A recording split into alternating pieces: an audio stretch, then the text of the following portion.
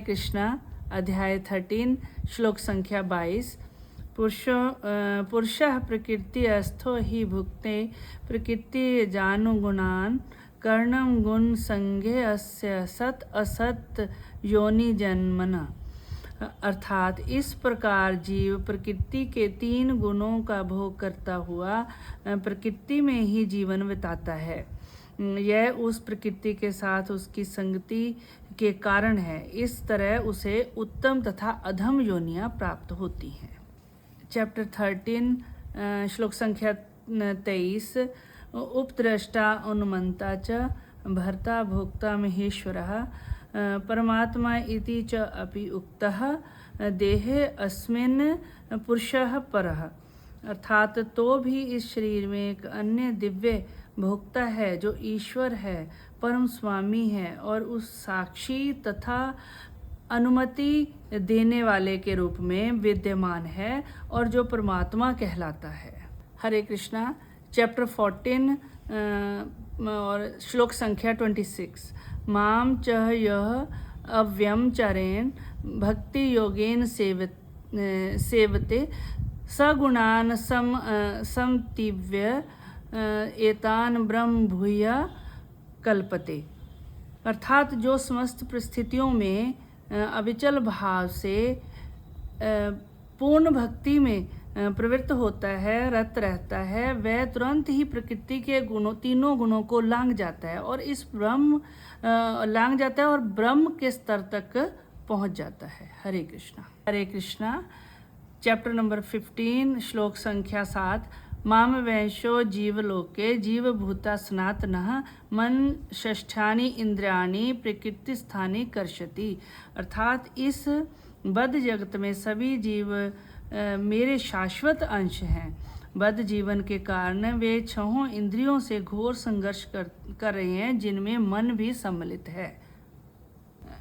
Chapter 15 श्लोक संख्या 15।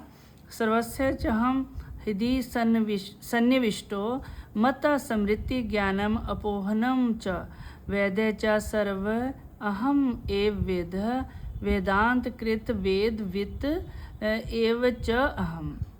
अर्थात मैं प्रत्येक जीव के हृदय में ज्ञान तथा विस्मृति होती है। मैं ही वेदों के द्वारा जानने योग्य हूँ। निस्संदेह मैं वेदांत का संकलन करता तथा समस्त वेदों का जानने वाला हूँ। हरे कृष्णा।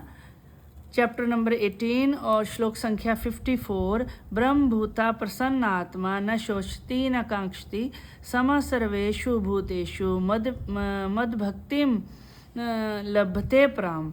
अर्थात इस प्रकार जो दिव्य पद पर स्थित है वह तुरंत प्रसन्न पर ब्रह्म का अनुभव करता है और पूर्णतया प्रसन्न हो जाता है।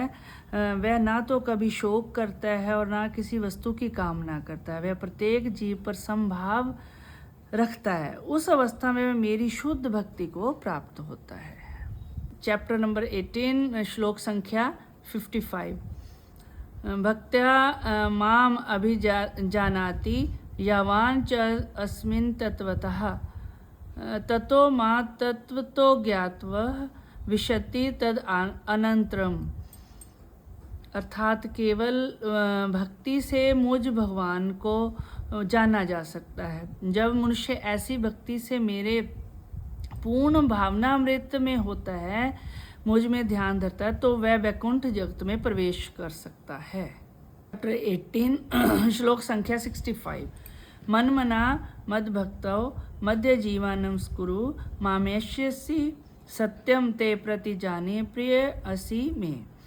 अर्थात सदैव मेरा चिंतन करो, मेरे भक्त बनो, मेरी पूजा करो और मुझे नमस्कार करो। इस प्रकार तुम निश्चित रूप से मेरे पास आओगे। मैं तुम्हें वचन देता हूँ क्योंकि तुम मेरे परम प्रिय मित्र हो। चैप्टर 18 श्लोक संख्या 66।